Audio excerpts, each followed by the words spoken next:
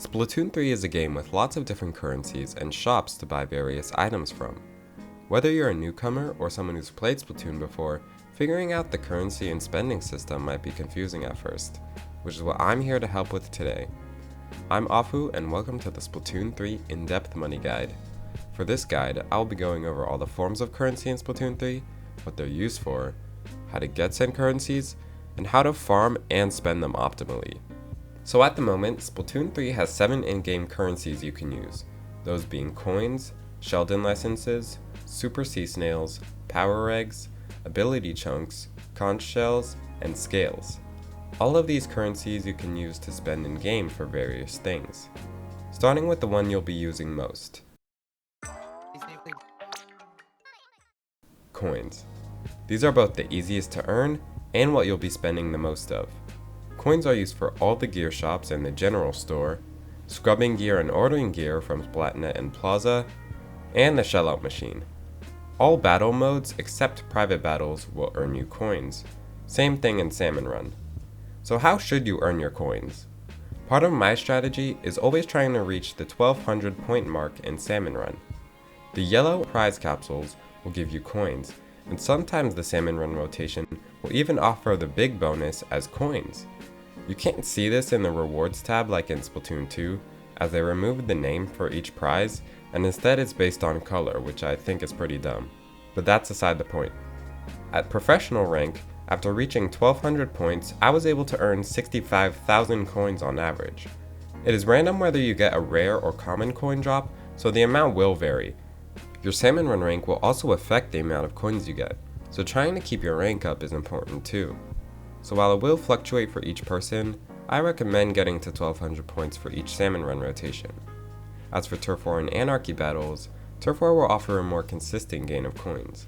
For Turf War, the amount of coins you get for winning will be the amount of turf you inked that round, plus 1000 coins as a win bonus. And for losing, it will just be the amount of turf you inked that round. So if you're looking for a maximum coin gain, picking a good turfing weapon that you're also good at will be a good route. As for ranked battles, multiple bonuses are taken into account. For losing, the amount of coins you get will be the amount of objective points you got, which is this count at the ending bar. Then times that by 5, and that's how many coins you get. When you win, you'll still have the objective points times 5, but with 3 extra bonuses. One being the time bonus, basically the amount of time the match lasted. Each minute being 100 coins, and the max being 500 coins, so 5 minutes. The second is your win bonus, worth 1500 coins. Now there is a weird exception to this, which is KOs. I've been trying to figure out this for days, but I still can't really figure out how it works. I'll get the simple one out of the way first, is that a losing KO seems to always give you 0 coins. As for winning KOs, you get an extra 1000 coins from your win bonus. However, the rest of the bonuses aren't visible. Some of my KOs varied from 2,900 coins all the way to 3,500 coins, again without food tickets.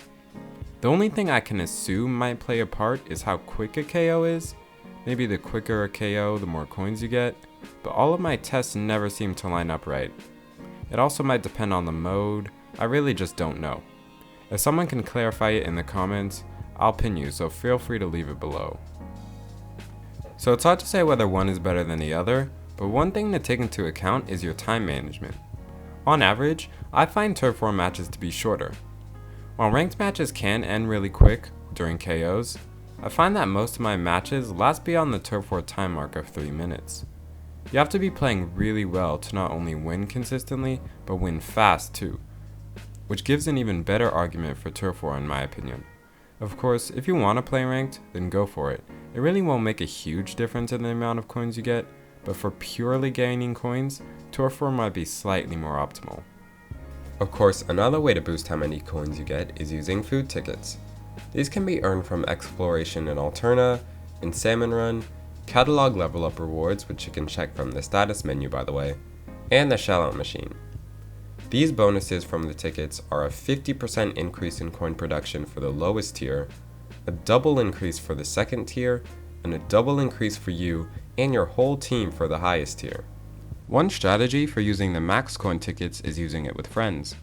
While the max tickets don't stack, If 4 people have one max food ticket and one person uses one, you can play for 20 rounds and all benefit from the game. And after that, have a friend use one for an extra 20 rounds after that, etc. until you run out.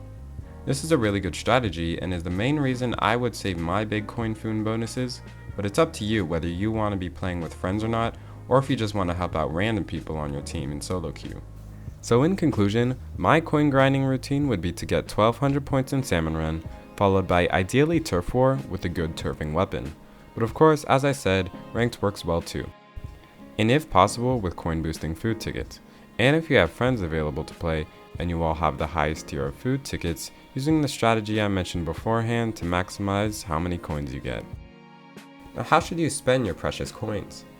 I think that early game, the most important thing to spend your coins on would be gear related things, such as getting as many pieces of gear with different abilities, whether it's in the shop, or ordering gear in the plaza or Splatnet.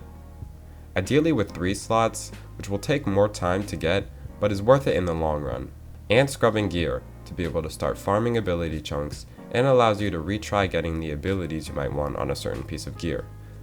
Now a third less important priority for your coins is the shell out machine. Using this machine will randomly give you a reward, which includes splash tags, food tickets, drink tickets, ability chunks, and more.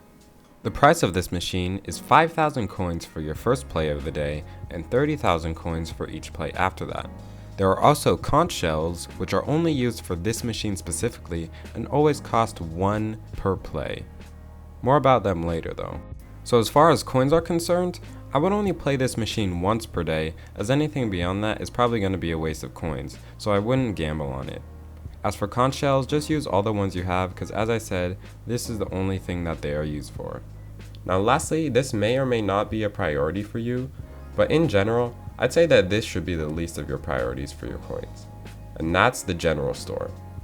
This store offers all sorts of decorations for your locker. I couldn't even begin to name all the things this store has, but the most important thing to note is that none of this will affect your in-game play. It's purely for your locker decorations. Now depending on how much you care about how spicy your locker looks, you can spend more or less in this shop. Personally, I like being able to spruce up my locker with some items. So I do spend quite a lot at this store, but if you're someone who doesn't care about this stuff, you can go ahead and save your money elsewhere. Completely up to preference. Now on to the next and brand new currency, Sheldon licenses.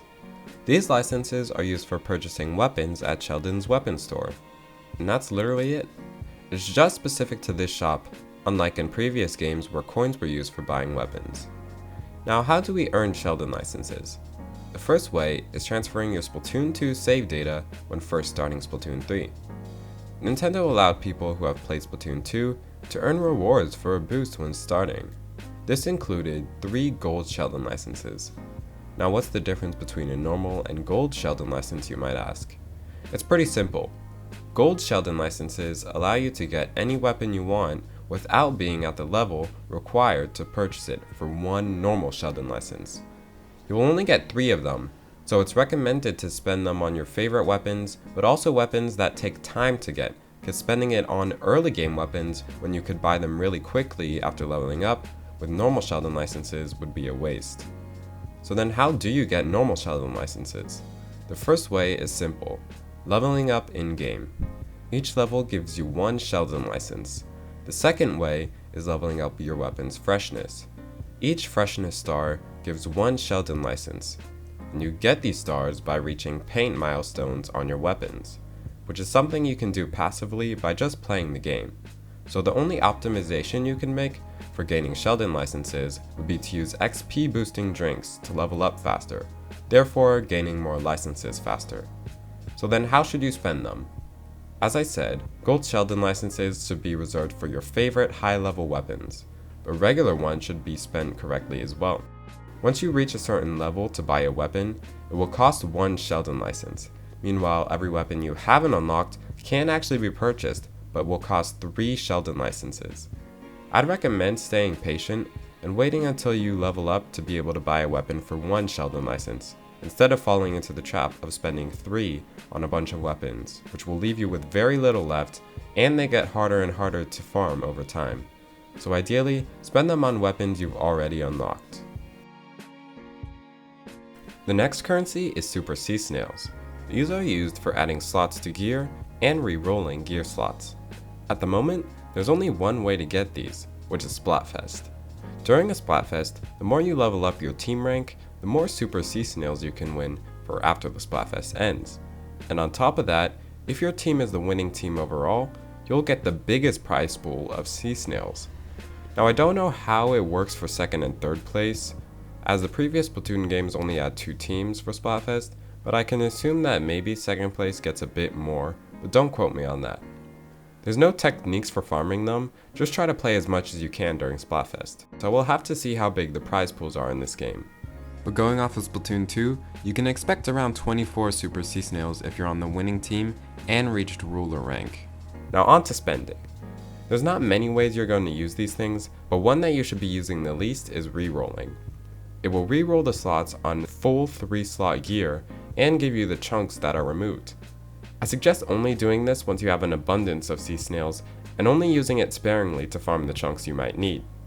Instead, you can try scrubbing full gear as you get the chunks and clean slots. It just takes a bit more time, but it's worth it in my opinion.